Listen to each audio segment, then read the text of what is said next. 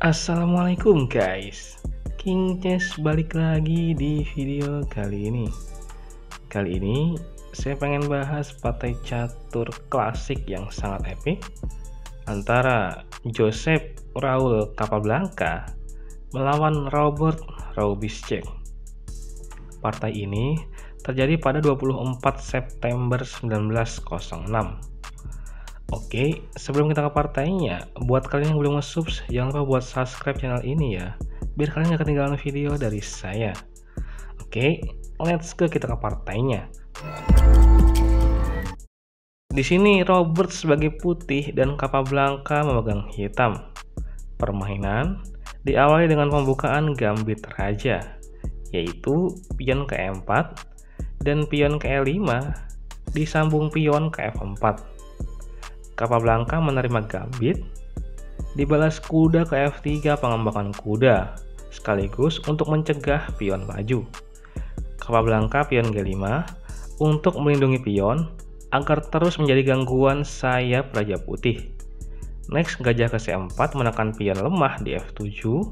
Capablanca mengviankete gajahnya, dan Robert pion H4 menyerang pion. Pion dilindungi dengan pion H6. Robert pion D4 untuk menguasai petak pusat, dibalas pengembangan kuda ke C6 dari Capablanca. Pion D5 sering dimainkan ya untuk mengusir kuda. Tapi pion C4 jawaban Robert di sini untuk memperkuat pion pusatnya. Pion D6 dari Capablanca untuk membuka pandangan gajah. Robert rokade pendek dan Capa menteri ke E7 menyerang pion dan persiapan rokade panjang. Pion tidak dilindungi, tapi Robert menteri ke B3 untuk menyerang pion F7 dua kali dan juga menyerang pion B7. Menteri ini memaksa menteri dan gajah hitam untuk diam sejenak melindungi pion. Capablanca membalas kuda ke D8 untuk melindungi pion agar menteri bisa makan pion. Sayangnya, ini gerakan yang kurang sehat, karena setelah Robert pion kali pion dan pion kali pion, menteri ke B5 skak pion. Capablanca menutup sekak dengan gajah, jelas menteri kali pion untuk mengadu menteri dan juga menyerang gajah. Capablanca melindungi keduanya dengan gajah ke F6, sekaligus menyerang balik menteri. Menteri kabur dengan memakan pion, dibalas kuda ke E6 menyerang menteri. Gak mau terus diserang, kuda langsung disikat dengan gajah dan gajah kali gajah. Pion E5 untuk menyerang gajah, pion kali pion, kuda kali pion, dan Capablanca rokade panjang. Jika kita perhatikan di sini, Raja Hitam berada dalam posisi yang cenderung lebih aman daripada Raja Putih. Pion yang melindungi Raja Hitam masih komplit, sedangkan milik Raja Putih hanya satu guys. Selain itu, juga ada file kosong yang bisa dimanfaatkan oleh benteng pada nantinya. Dan jumlah perwira kedua kubu juga masih sama. Selain itu, Menteri Putih berada pada posisi yang dihuni banyak perwira hitam. Sepertinya dia akan terus diincar ya. Jelas di sini hitam sangat diuntungkan. Setuju? Atau jika kalian punya pendapat lain, boleh tulis di kolom komentar ya. Kita diskusi bersama. Oke, di sini Robert melanjutkannya dengan kuda A3 dengan ide ke B5 menyerang pion. Capablanca menyerang menteri dengan benteng ke H4. Setelah menteri pergi ke G3, Capablanca mengeliminasi satu penyerang putih dengan memakan kuda pakai gajah. Robert menteri kali gajah dan benteng ke D5 terus menyerang menteri. Base move-nya menteri kabur ke G3.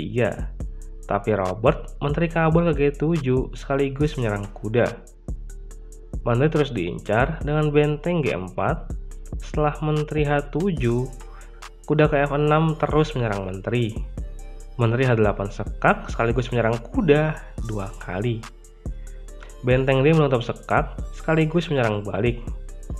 Apakah Capablanca blunder? Karena di sini Robert memakan kuda dengan menteri, berniat mengadu menteri. Problem ini dijawab oleh Capablanca dengan benteng G8, menyerang pion dua kali dan mengorbankan menterinya. Ini gerakan yang sangat brutal dan juga ini gerakan brilian. Coba kita bahas. Jika menteri kali menteri, ada mat dalam 7 langkah dengan benteng kali pion sekak. Paksa Raja H1 dan gajah ke D5 mengancam skak mat benteng ke E2.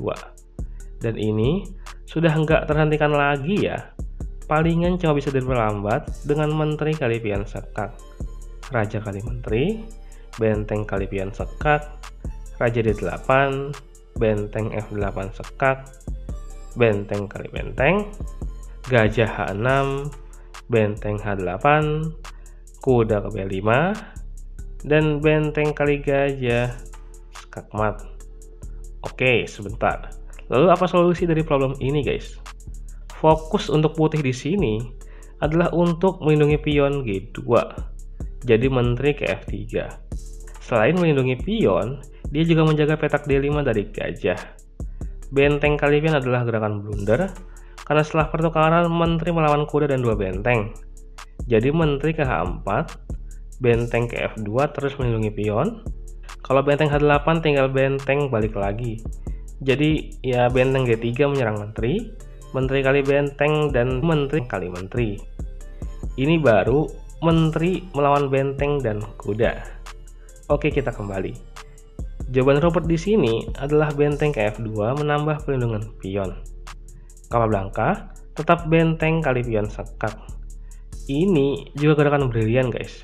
Jika benteng kali benteng, akan dibahas benteng kali benteng, raja kali benteng, dan menteri akan hilang. Oke, Robert raja ke F1, tapi ini adalah gerakan blunder.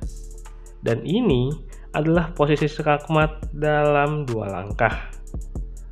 Ya, saya rasa kalian udah tahu ya, ini gampang banget sih. Capablanca memainkan gajah ke C4 sekak. Ya, kalau menurut analisis ini gerakan brilian juga sih. Gokil emang. Raja nggak bisa kabur ya, karena file E dijaga oleh menteri. Benteng menutup jelas menteri kali benteng skakmat ya. Jadi setelah kuda kali gajah, benteng ke G1 skakmat. Benar-benar epic. Permainan dari Capablanca. Dia melihat peluang menang walaupun menteri dalam ancaman. Dan dia berani mengambil langkah itu. Sangat-sangat brilian.